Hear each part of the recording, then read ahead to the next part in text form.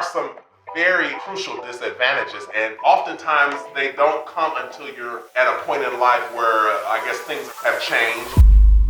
Hey there, welcome back to the channel. It's Cornell Jermaine. Today I want to talk about the disadvantages of a service-based business. Now, I want to share this because, and I can speak to this firsthand because I've been in the service-based industry for many years. And I understand the pros and I also understand the cons. And I feel many people, they get the pros, they understand they can make money, they can do this, they can do that. But many people, as I navigate and engage with others, they don't understand or they don't think about the disadvantages until they're in the thick of it. You know, they get to the point where they're faced with this disadvantage and now they're left to try to find a way to get around it or navigate through it. So I thought I'd make a video to help other service providers, people who are building a business based on their service, to better navigate the disadvantages. First, to be aware of them and to better navigate them when it comes to your business. So who am I talking to? Let me give some context to this. I'm talking to anybody that offers a service for money, period. So that could be barbers, that could be hairstylists, that could be makeup artists, that could be photographers, personal chefs, graphic designers, handymen, handy women. That could be anybody that uses their hands and expertise to render a service in exchange for money. You are considered a service provider. And there are many pros, there are many advantages to being a service provider. Here are a few of them. There's little to no startup costs. Literally, if you have a skill set, say for instance, like my dad, who grew up with his father, my grandfather, learning how to build and construct things with your hands. He learned this as a kid. So when he got older, it was nothing for him to be able to build a home, plaster a wall, or put a roof on, or lay concrete. It was easy for him because it was his nature. He had this ability to do it based on his background. You get what I'm saying? So he went into the business for himself, and he was able to exchange all these services that he built up learning through the years for money, and did it for 40 plus years. But it was an easy startup. You didn't need any money to get started. All you needed was that skill set. All he needed was that skill set that he had as a child and learned and grew and crafted, and he fine-tuned those skills along the way and was able to offer them as services to customers. So it was little to no startup. As a service provider, you can literally get a business card, a phone, and now you're in business. That's it. And nowadays, it's not even really a business card. You get a free Instagram and a phone, and now you're in business. You get what I'm saying? I got a dog walking business. I'm posted on Instagram, put my phone number. Hey, I need my Labrador walk. Hey, I need my German Shepherd walk this weekend. Are you available? Boom, you're in business. You get what I'm saying? Little to no startup. There's no inventory to manage. So in contrast to those who have product-based businesses where they have to have inventory, they have to have storage, you don't have to worry about that. Then there's no manufacturing. You don't have to deal with the manufacturing. You don't have to deal with the product process or the product production. Oh, we got to make sure these bottles have the right size so that they can fit the product, make sure they're sealed properly. All of that stuff you don't have to deal with. Those are the pros of having a service-based businesses. However, there are some very crucial disadvantages, and oftentimes they don't come until you're at a point in life where I guess things have changed. Maybe your business model needs to change, or maybe your customer base has changed, or something has changed that has forced you to realize that you need to pivot or do some other different things within your business. So a couple of those disadvantages to service-based businesses, and keep in mind, I'm talking to anybody that renders a service for money. The disadvantage of a service-based business is time intensive. It is time intensive, and I know this probably better than anybody. And when I tell you, as a service provider, and granted, the good thing about it, they say, that's what they used to tell us in the industry when I was coming in. They say, there's no cap to your income. You can make as much money as you want. And while that is true, the other side of that, or the flip side of that, is in order to make as much money as you want, you're going to spend a lot more time. and sometimes more time than you want. You get what I'm saying? So I've been in places where I've spent hours in the salon. And when I say hours, I'm not talking about 8 hours. I'm talking about 12 plus hours, day after day after day. Thursday, Friday, Saturday. Come back, do it Tuesday, Wednesday, Thursday, Friday, Saturday again. 12, 14, 15, 16 hours or more. I remember specifically a time, and this wasn't just an isolated incident. This is something that happened often, especially early on in my career because I was hungry. And I heard the saying of those who were before me, hey, you can make as much money as you want. And I took heed to that and I put it to action. You get what I'm saying? And I remember a time when I think I probably worked 18 hours this day. And when I say 18 hours, I mean working. And I'm not talking about, I'm sitting around. I was working 18 hours. I probably serviced maybe 12 to 18 customers this particular day. And I had to be back. This is when I used to do early morning appointments. Like literally I started at 6 a.m.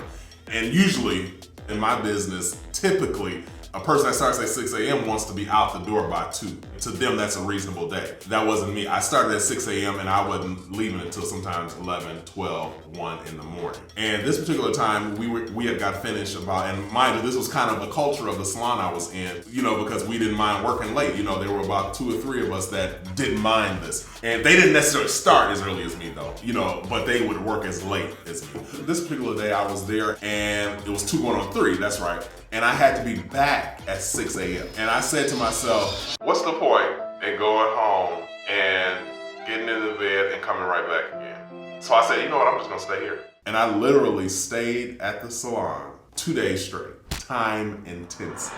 And guess what? My clients, all they knew is, he's here, he's available. They were happy I was there. The 6 a.m. person that came, she was happy I was there on time and ready for her, and she wasn't thinking nothing of it. But me, I was like, I cannot wait to get home so I can go to bed. And I worked another full day. And that's just what it was. Now, as I grew or matured, I learned how to better navigate that. And now at this point, if I got more than an hour, I'm going home. You know what I'm saying? Whether it's just a shower real quick, sit down and come back. At that time, I was hungry and I wanted it, and I didn't really care about the time that was invested. But now I'm a little bit more intentional about that and a little bit more cautious when it comes to that. But that's just the nature of a service-based business. And that's just not in barbering, hairstyling, makeup artistry. It's in any business that requires a service. It's time intensive. If you're gonna be in a service-based business, you better love what it is, whatever it is that you're doing. You know what I mean? Because of the time commitment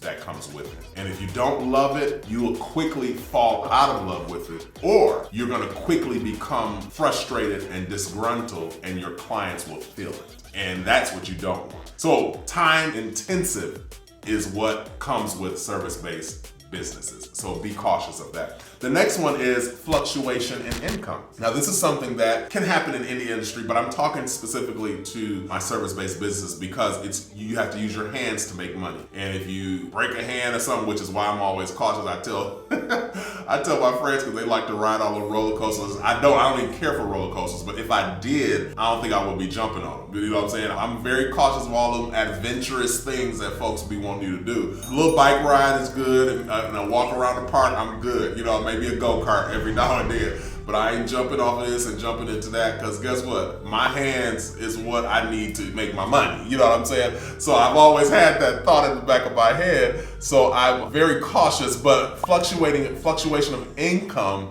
is something that is an issue for many service-based businesses. And it's not just whether because there are insurances that cover if you break something and all that. You should get insurances of things that will cover you in the event of those things. But just the nature of the seasons. You know what I mean? Depending on your business, there may be certain seasons where it's a little busier than others. You know what I mean? Like if you're a photographer, you may be busier around wedding and prom season, graduation season, and maybe even holiday seasons. And then there's these pockets where you're a little bit more not as busy. You get what I'm saying? It's in the industry, there are these moments where you have these pockets or windows where clients aren't necessarily coming for whatever reason. This is something that you have to prepare for as a business owner because it's just the nature of the business. It's nothing you can do about it. You can, of course, create little things that may give you sustainability through that. Either way it goes, it's gonna happen because it's just the nature of the market. And depending on your area, it may be depending on your business itself, it may be depending on the type of service that you offer, but there are these areas or these spots where it's just not as busy as other business. So in those moments, obviously, your income is gonna fluctuate.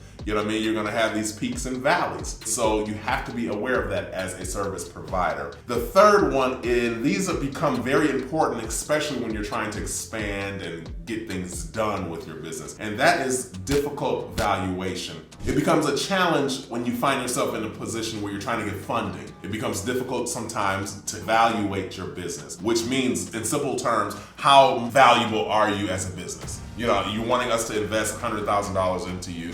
How valuable are you? How can we guarantee our return? Whatever the case may be, the financial institutions are going to want to place an evaluation on your business. And the only way they can do that is if you can prove the value. And sometimes as a service provider where you're using your hands or maybe even your voice or whatever the case may be to make that money, it can be a challenge to prove the value maybe to a lender or even a potential partner, somebody that may be interested in partnering with you. They're gonna wanna know the value so they know what they're getting into. It's sometimes difficult to evaluate the business. The last one and final thing that I think is a challenge, and this was one that we've seen recently, especially with the pandemic, and that is the demand of cutback. When it comes to service-based businesses, anytime there are economic issues or things are happening in the economy, typically people are cutting out services first because they view them as a luxury. They're extras. You know, I don't necessarily have to pay to get that done. I can do it myself. I don't necessarily have to go get my hair colored. I can color it myself. Even in other services beyond hairstyling and stuff like that, we're talking about even landscaping. You know, people maybe hire landscapers, and when difficult times arise, they figure out how to do it themselves. Or maybe sometimes some people are eager to test out how to work on cars, you know what I mean? How to do their own repairs on their cars, how to do their own oil changes. All these little services that people typically will pay for when money is more fluid and more disposable, they may pull back, and usually the cutback is on a service first. So you want to be aware of these things. I'm going to go through these disadvantages one more time, but then I'm going to give you just a simple tip on how you can maybe pivot through that process or even better navigate it if the need arises for you. So the disadvantages that I have coined, and this is based on my experience: time intensive, it's fluctuating income, difficult valuation, and demand cutback. So the demand on cutback. So how can we navigate these issues when it comes to a service-based business? So the time-intensive issue can be combated with you hiring help. That can help relieve you of so much time and effort that you put in. So hiring help. For fluctuating income, obviously you want to manage your money. Managing your money in the good times will help you have something to fall back on in the leaner months. Difficult evaluation, practice good bookkeeping. That's the best way I've seen. Practice good bookkeeping. How many people do you see? How many areas have you serviced? How many people have you serviced? How much have you made, et cetera, from month to month to month? What has been your profit, your loss from month to month to month? Good bookkeeping. And finally, the demand on cutback in lean or economic hardship. When we have economy issues, how you can combat that is to improve the value of your service, improve the value of your service. And there are different ways that you can do that. I think I'm going to create a different video on how you can do that. Stay tuned for that, because I think there are some key ways that you as a service provider can bring more value to your customers, so that in those times when it gets lean, they're not as quick or as apt to cut your service off. There's some things that you can do, and we're going to talk about it. But as of right now, these are some disadvantages of service-based business. If you're going into the service-based industry, do not let this discourage you. This video is not meant to discourage you or keep you from pursuing your goals or dreams. It is meant to help you get a full panoramic view of what this thing is really like, so that when you get in it, you know what you're up against and you can prepare before the issue arises. So I hope this has been helpful to you, and if it has, please like the video, share it with a friend, and as I always ask you, and I don't know if you've done it or not, if you have not, subscribe to the channel so that you don't miss a beat. And I'll see you back here, same place, same time next week. Take care.